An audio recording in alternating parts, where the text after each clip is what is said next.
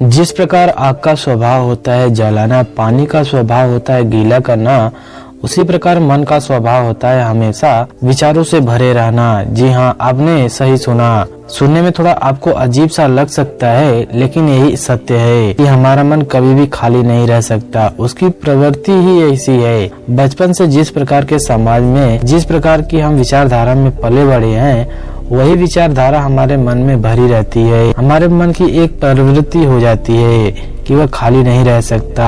उसको अगर खाली बैठने का वक्त भी दिया जाए तो वह खाली नहीं बैठता है। वह अपने अतीत से, अपने भविष्य से तरह तरह की बातें ढूंढकर अपने आप को उसमें व्यस्त रख लेता है। यह मन की प्रवृत्ति है। लेकिन आपको समझना होगा कि अगर मन को खाली करना है तो खाली क्यों करना है, क्योंकि मन खाली रहे बगैर इतने सारे आविष्कार कर सकता है, इतनी सारी रचनाएं कर सकता है, जिससे हम तो उसे हमेशा व्यस्त क्यों न रखा जाए। मन को खाली करना क्यों जरूरी है, कभी आपने सोचा है? लेकिन यही तो मजे की बात है। जब तक आप अपने मन को खाली रखना नहीं देख पाओगे, जब तक आपका मन दूसरी चीजों में इधर उधर भटकता रहेगा, तब तक आप लंबे समय तक एक ही काम पर अपना ध्यान केंद्रित नहीं कर पाओगे। यह बड़ी ही अचंभित बात है। यह बात आपको इस प्रकार समझ में आएगी।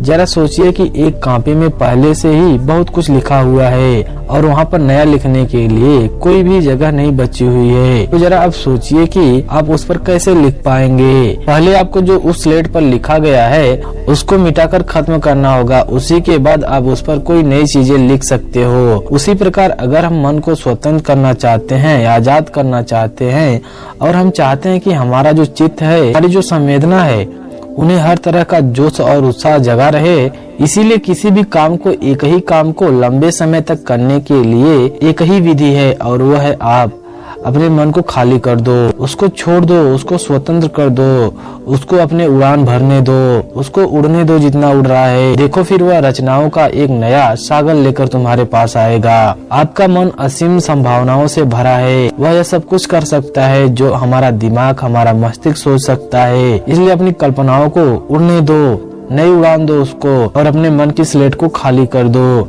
आज की जो मैं आपको बौद्ध कहानी सुनाने वाला हूँ, उसे सुनने के बाद आपको कुछ ऐसे तरीके पता चलेंगे जिससे आप अपने अंदर की स्लेट को, अपने मन की स्लेट को बिल्कुल साफ रख पाओगे, और उसके बाद आप हर चीज को, हर वस्तु को प्राप्त कर पाओगे, और उसके बाद आप हर चीज का, हर वस्तु का दर्शन अपने मन से कर सकोगे, पूरे भाव से कर पाओगे। इससे पहले कि आप लोग हमारी कहानी में खो जाएं, आप लोगों से एक ही रिक्वेस्ट है कि आप हमारे चैनल को जरूर सब्सक्राइब कीजिए। मगध राज में एक बहुत ही अच्छा राजकुमार राज किया करता था। अभी उसका राज तिलक हुए कुछ ही दिन हुए थे और सत्ता उसके हाथों में आई थी। उसके पिता यानी कि पुराने राजा उसके अंदर बहुत सारी संभावनाएं देखते थे। उन्हें उसके उदार हृदय के बारे में संपूर्ण रूप से पता था, इसीलिए उन्हें लगता था कि राजपाट सब इसके हाथों में जाएगा तो यह अपनी प्रजा की अच्छे से देखभाल कर पाएगा। लेकिन अभी युवराज को सत्ता में आए हुए कुछ ही महीने बीते थे, लेकिन व्यापार दिन ब दिन घटता चला जा रहा था। राजशाही खजाने धीरे धीरे हाथ से खाली होते चले जा रहे थे, और इसका खत्म होने का सबसे बड़ा कारण था युवराज के नए नए व्यापार करने के तरीके। वो ऐसी ऐसी जगह पर अपना राशि खजाना खर्च करता था जहाँ पर कम समय में ही ज्यादा लाभ पाने की संभावना हो, और इसी प्रकार उसने अपना बहुत सारा खजाना बहुत सारी जगहों पर लगा दिया था। लेकिन कम समय में ज्यादा धन कमाने के चक्कर में उसने अपना सारा राजशाही खजाना ही खत्म कर दिया। अब उसके पास अपनी प्रजा पर शासन करने के लिए, अपनी व्यवस्थाओं को बचाए रखने के लिए उसके पास धन नहीं बचा था। पूरा राजशाही खजाना खाली हो चुका था। यह बात जब युवराज के पिता को पता चली तो उनको अंदर ही अंदर बहुत दुख हुआ। उन्होंने कभी ऐसा सोचा नहीं था कि उनका होनहार पुत्र इतना बड़ा घाटा करवा सकता है। अब उसके पास अपनी प्रजा को जवाब देने के लिए कुछ भी नहीं था, और रात दिन वह इसी चिंता में डूबा रहता था कि हमारा राजपाट दोबारा से कैसे सुव्यवस्थित हो। एक दिन युवराज को उन्होंने अपने पास बुलाया और उससे कहा कि तुमने जल्दी धन कमाने के चक्कर में पूरा राजशाही खजाना ही खाली कर दिया।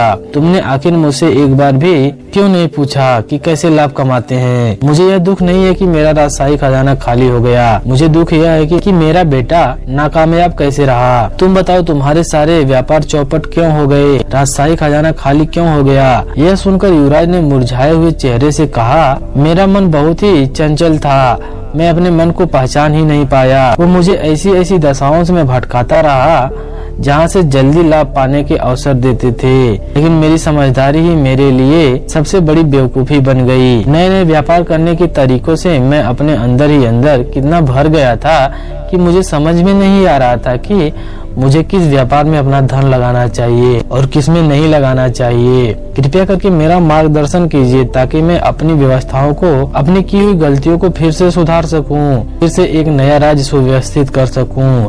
यह सुनकर उसके पिता ने कहा कि बेटा, मैं जवानी में एक बौद्ध भिक्षु के पास जाया करता था, जो मुझे जीने के लिए बहुत से अच्छे अच्छे मार्ग दिखाता था, अच्छी अच्छी सलाह देता था, जिसके चलते मैंने इतने साल जिम्मेदारी पूर्वक अपना राज्य संभाल कर रखा था। अब वक्त तुम्हारा है, तुम भी उस व्यक्ति के पास जाओ। उसकी उम्र तकरीबन 250 साल तक पुरानी हो चुकी है और वह हर किसी से नहीं मिलता। तुम जाकर उनसे मिलो, उनसे कुछ ज्ञान लो ताकि तुम अपने जीवन काल में अच्छा शासन कर पाओ। ये सुनकर उसने अपने पिता से पूछा कि पिताश्री, आपने यह बात मुझे पहले क्यों नहीं बताई? यह सुनकर उसके पिता ने कहा कि बेटा, बात उसी वक्त बताई जाती है जब बात बताने का वक्त आता है। आज तुमने अपने जीवन में गलती की है, इसलिए तुम अपनी गलती से सीखकर कुछ अच्छा कर सकते हो। कल तक तुमने कोई गलती ही नहीं की थी तो तुम्हें बताने का कोई प्रयोजन ही नहीं बनता था। और तुम्हें वहाँ पर पहाड़ की ऊंची चोटी पर वह बौद्ध भिक्षु मिलेगा, वहाँ पर जाकर तुम उनसे ज्ञान ग्रहण करके आओ। यह सुनकर अपने पिताजी से वह आज्ञा लेकर युवराज ने 6 महीनों के लिए अपने पिताजी को ही राज्य का भार सौंप दिया। राज्य का भार सौंपकर वह पहाड़ों में उससे ज्ञान लेने के लिए पहुंच जाता है। जब युवराज बहुत दिनों की यात्रा करके उस बौद्ध भिक्षु के पास उस चोटी पर पहुंचता है तो उस वक्त भिक्षु के सामने एक घड़ा टंगा हुआ था, जिसके नीचे एक छेद था। पानी उस छेद के नीचे से लगातार गिर रहा था और ऊपर से एक नल के माध्यम से लगातार पानी उस घड़े में गिर रहा था, जिससे न तो वह घड़ा खाली हो पा रहा था और न ही वह भर पा रहा था। यह पूरा दृश्य युवराज वहां पर पहुंचकर देख रहे थे। आखिर में जब युवराज से नहीं रहा गया तो वह बुद्ध के पास जाकर उन्हें प्रणाम करके पूछते हैं कि हे महात्मन, मैं बहुत देर से आपको देख रहा हूँ कि आप उस घड़े को लगातार देखे ले जा रहे हैं। क्या आप मुझे बता सकते हैं कि इतने गौर से आप उसमें क्या देख रहे हैं? और उसको मैंने भी कुछ देरी तक खड़ा होकर देखा, मुझे समझ में नहीं आया। ऐसी बातें सुनकर बौद्ध भिक्षु मुस्कुराते हुए कहते हैं कि जीवन में अंधकार से सबसे बड़ा कारण क्या हो सकता है? सबसे बड़ा कारण होता है तरह तरह के बोझ जिनके नीचे हमारा दिल दबा हुआ है, वह सिसक रहा है। तरह तरह की चीजें, तरह तरह की जिम्मेदारियां, तरह तरह के लोग, सब कुछ झेलना, जबरदस्ती दुनिया के अनुसार दिखावा करना, सारी चीजों का मूल तो यूं ही है। हम अपने अस्तित्व में बने ही नहीं रह पाते। हमारा मन इधर उधर व्यर्थ की चीजों को पकड़ने में लगा रहता है। उसके बोझ के नीचे अब वह दब चुका है और उसके अंदर रोशनी का प्रकाश जीने के लिए कोई जगह ही नहीं बची है। इसीलिए मन के दुखों को और मन की चंचलता को दूर करने का मात्र एक ही उपाय है कि अपने मन को खाली कर दो।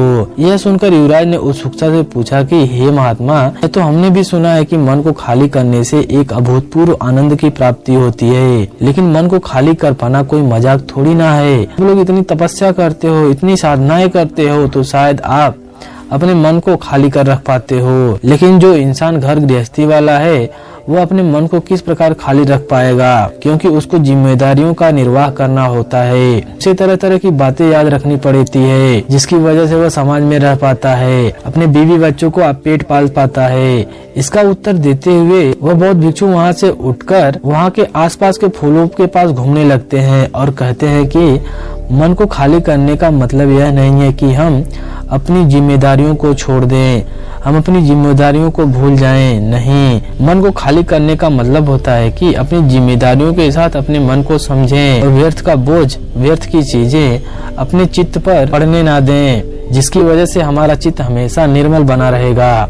अपने मन को खाली करने की मैं तुम्हें कुछ ऐसी तरीके बताता हूँ जो तुम अपनी जिम्मेदारियों का निर्वाह करते हुए कम समय में अपने मन को खालीपन का अनुभव करा सकते हो। सबसे पहले, हमारी मन की सभी प्रक्रियाएं हमारी सांसों के साथ जुड़ी होती हैं। हमारी सांसें ही निर्धारित करती हैं कि हम किस तरीके से व्यवहार करेंगे, और जब हम अपनी सांसों की व्यवस्था तोड़ते हैं, जब हम उसमें उतार चढ़ाव करते हैं, तो हमारी पुरानी आदत और हमारा चित्त एकदम खाली होने लगता है, पूरा बोझ उसमें से हटने लगता है।